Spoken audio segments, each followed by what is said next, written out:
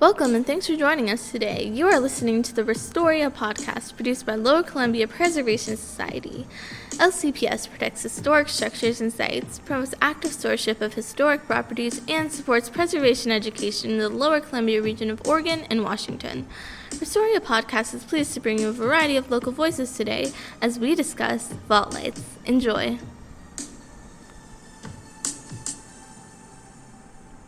Hi, I'm Astronemis, and today I'm here with the Executive Director of the Lower Columbia Preservation Society, Rachel Jensen. So we recently just sort of wrapped up this podcast series about the vault lights. Mm-hmm. So what did you think about it? Did you learn anything from it? I learned a lot of different things. I really appreciated hearing from multiple people within the community, kind of with their knowledge and interest and involvement in the vault lights. It really gave me a better idea about what's still around and how it can maybe be preserved. I guess I was interested too. I'm not sure that John Nelson said it during his interview, but I know one day when he had stopped by our office that we had talked briefly, and he had mentioned about that some of the lights outside of our building here were filled with wood, and there are a few left that you can still see that are wood, but he did mention that people would pop them out. Since him saying that, I have noticed little kids, particularly children, I don't think I've seen any adults, kind of picking at the tiles, so kind of interesting. Did you have any preconceived ideas about the vault lights that were removed, and did that kind of change your mind to talk to Paul Caruana? A little bit, just because I think it was good to talk to him a little bit. You can sort of get like more of the side of owning a business and there was like an issue with the vault lights and how he sort of dealt with it. And then that opened the door of he knows how to engineer. Yeah, I thought that was cool that he had mentioned that he would make those engineering plans accessible to property owners who might want to replace their vault lights. You know, we also talked about, after his interview, we talked about perhaps what was different between the vault lights over at the Norblad and how much more deteriorated they are than the ones in front of the Silver Salmon. The ones in front of the Silver Salmon, as you know, have the same metal plaque, the manufacturer, as the ones at the Norblad, and they were in such very extreme opposites of condition. And then we kind of did discuss a little bit about perhaps being under the awning, like the ones at the Silver Salmon, how there's just so much less erosion and water penetration there that perhaps in the olden days in Astoria, when all the awnings were over the buildings, that the vault lights that were close to the buildings maybe would have lasted a little bit longer. Yeah, I think it probably could have affected it just because of the different locations and then also having the awning. The ones at the Silver Salmon probably are protected more from the rain or from harsh weather like snow or hail or too much sun. But then over at the Nordland, they didn't have like the awning over it, so they kind of were exposed to all of that. So that could have definitely had an impact over time with that. Mm-hmm. And I thought that was super interesting because they are the same manufacturer, but one's in much better shape than the other. Mm-hmm. So. Well, and then John stopped by, or maybe he brought it when he came for his interview, but John Gutenberger had shown us a photograph that he had of a car parked on top of the vault lights. So we know that in some areas they've been treated a lot more harshly than others too. So we have to be aware that depending on their location and their location in the sidewalk, whether they're close to the building or further to the curbs, could affect how much wear and tear they've gotten over the years. Well, and I think you see that even here at the Elliott, you can see that some of the tiles just get more traffic than others. So, well, and when we were talking about the colors of the glass and how the science is behind the manganese turning the glass purple, we had talked about which colors we liked the best. And I know that you mentioned that you always loved the purple color. Yeah, and the reason for that is just because I kind of liked how they were multicolored.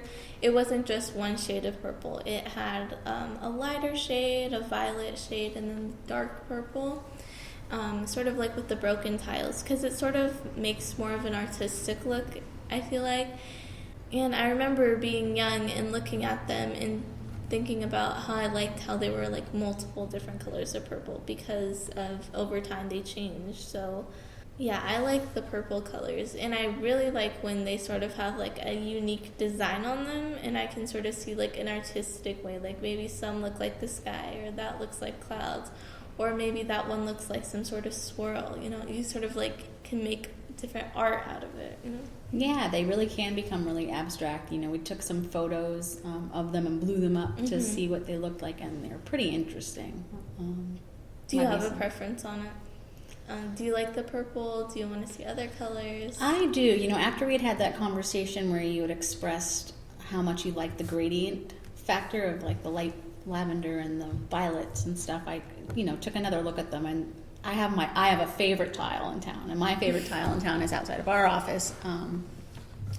And it just the way that the glass is cracked, it's kind of got a curve to the crack, and so it's a real gradient of kind of a light pink purple to a lavender to a dark purple, and that one's definitely my favorite. I also love the beautiful new replacement tiles. Obviously, they're gorgeous and look really pretty, but I too find the broken ones to be kind of intriguing. I like when you can kind of see the life something has gone through.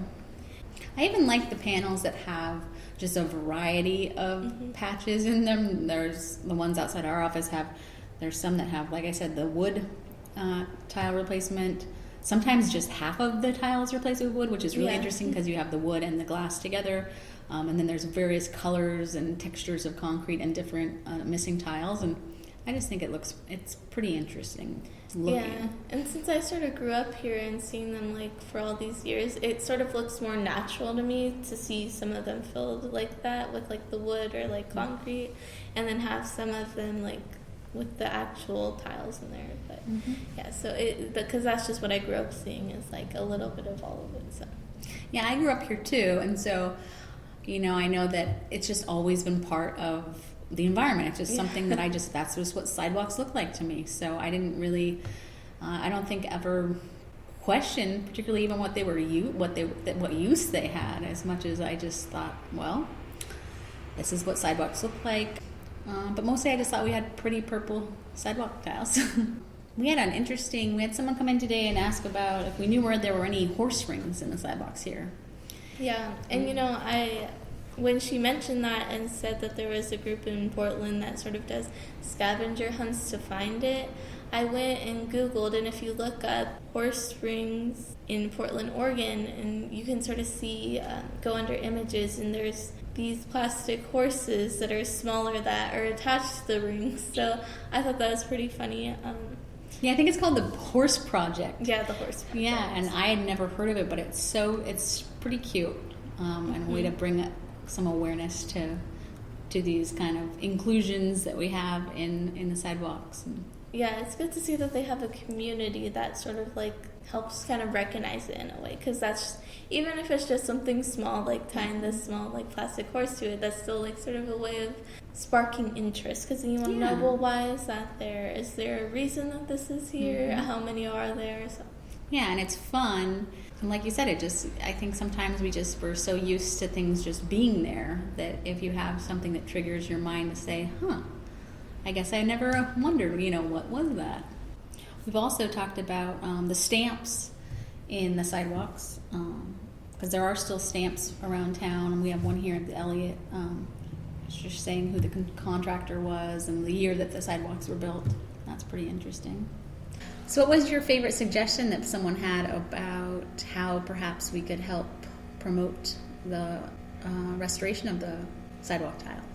I kind of liked what Jeff Daly had to mention about if you could sort of adopt a tile.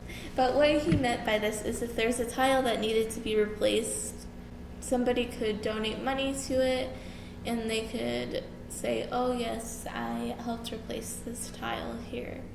And that would be a good suggestion and something that could be started, because then I feel like that doesn't put it all on the business. Maybe it could be more of a community project in a way. Yeah, I think anything you can do where people feel like they are invested and feel like they're kind of included can be a really positive thing, so people can, be involved. So speaking of ways to help, how can somebody go about volunteering or help contribute to the Preservation Society? Like you have memberships and stuff like that. So how do you become a member? Yeah, so we do have a membership, and so people can sign up online, or they can come into the office here or do it by mail. And the things that you get for by being a member are invitations to special events, so last minute tours, pre-scheduled events that we have, lectures. We have a topics in preservation monthly kind of discussion group where we do kind of a presentation of something, a topic in preservation, and then have kind of open discussion about it amongst members. We have a lending library here at the office full of books about architecture and restoration, and members are able to borrow books and check them out. We also provide some research assistance to local historic landmark nominations, and if people need some help kind of determining the next step in researching their home or something like that, we can definitely help with them with that. We also have lots of committees that people, if they want to be more involved, besides just being a general member, you can join a committee. And so that would be the events committee or opportunity committee. So there's several ways that people can be involved. There's a committee for the Customs House, because we do manage the Customs House property. And so if you'd like to be more involved in that, that would be something someone could do as well. Is there a certain requirement that people have to go through to be a member? No, and in fact, sometimes people think that they need to be a member only if they own a historic property, and that's not true. We've got lots of student members. We have a lot of people who rent, and some people rent historic properties, and some people live in modern properties, but they just love historic homes and historic architecture. And so we welcome anyone who's just interested, wants to learn more about preservation, or who would like access to our lending library. So yeah, it's definitely open for anyone, and it's just a one-time membership fee annually, and memberships start as low as $10 for students. So another thing that came up when we talked to John Gutenberger too was about the inventory process. Oh, yeah. And how something becomes historic, and whether or not you would how you could make the vault lights an historic feature of the historic properties, and that's a huge discussion that would actually make a great season for the podcast, because it's really an in-depth, it's kind of a deep dive into, there's a lot of legalities around it, but in general, having things inventoried is really how we are able to watch things change over time. Because when we don't inventory on a regular basis in the community, too much changes between things being documented.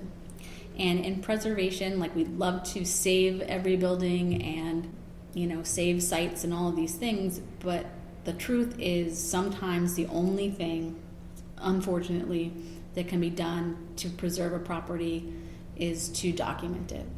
Worst case scenario, if you're going to tear something down, if something needs to go, having documentation of it at least keeps it available for researchers and historians, so that they have access to that information of what was there. And so that's why we think inventory is really important, is that the more often you can inventory your historic resources, the less likely that you're going to just see something just disappear and not have a record of what was there. Yeah, and you did a window display recently, and it's been up for the summer now, and there's been a lot of people that have been stopping and looking at it. So what was your inspiration for putting that one up? Well, I had a volunteer here this summer who, she was doing a lot of filing for me, and we came across this wonderful NPS document, Tech Notes on historic glass tile and vault lights, and there was just so much cool information in it. And she jumped on the project right away and said, hey, yeah, I'll make these, I'll mock up these wonderful window displays. And so, yeah, they've been a hit. We see people all day long stopping and reading them and looking at the tiles and taking photos of them. And it's pretty cool. You can walk by, it's on 12th Street here next to the entrance to the Hotel Elliott. And so we've got 3 large boards that kind of explain the history and talk about the restoration of the tiles. And then, of course, there are sidewalk tiles right outside our door. So that's a great opportunity for people to just kind of take a look and learn a few things.